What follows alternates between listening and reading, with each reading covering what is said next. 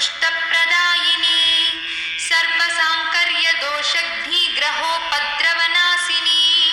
क्षुद्रजन्तुभयग्नी च विषरोगादिभञ्जनी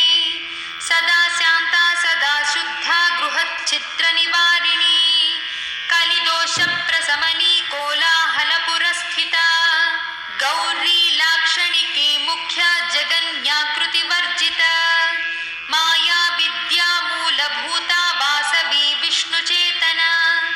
वादिनी वसुरूपा च वसुरत्नपरिच्छदा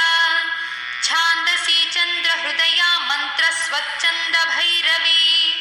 वनमाला वैजयन्ती पञ्चदिव्यायुधात्मिका पीताम्बरमयी चञ्चत्कौस्तुभाहरिकामिनी नित्या तद्ध्या रमा रामा रमणी मृत्युभञ्जनी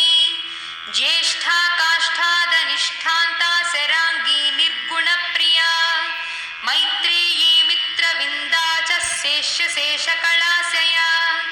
वाराणसी वासलभ्या आर्यावर्तजनस्तुता जगदुत्पत्तिसंस्थानसंहारत्रयकारणा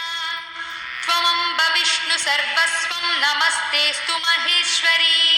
सिद्धलक्ष्मीर्महाकाली महालक्ष्मीर्नमोऽस्तु ते सद्यो जाताभिपञ्चाग्निरूपा पञ्चका यन्त्रलक्ष्मीर्भवत्यादिर्व्याद्याद्येते नमो नमः पृष्ट्यादिकारणकार वितते दोषवर्जिते जगल्लक्ष्मीर्जगन्मातर्विष्णुपत्नी नमोऽस्तु ते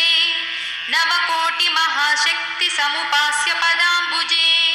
कनत्सौवर्णरत्नाढ्य सर्वाभरणभूषिते अनन्तनित्यमहिषी प्रपञ्चेश्वरनायकी अच्युच्छ्रितपदान्तस्थे परमव्योमनायकी नाकपृष्ठगदाराध्ये विष्णुलोकविलासिनी वैकुण्ठराजमहिषी श्रीरङ्गनगराश्रिते रङ्गनायकी भूपुत्री कृष्णे वरदवल्लभे कोटिब्रह्मादिसंसेव्ये कोटिरुद्रादिकीर्तिते मातुलुङ्गमयं खेटं सौवर्णचषकं तथा च वरदाभा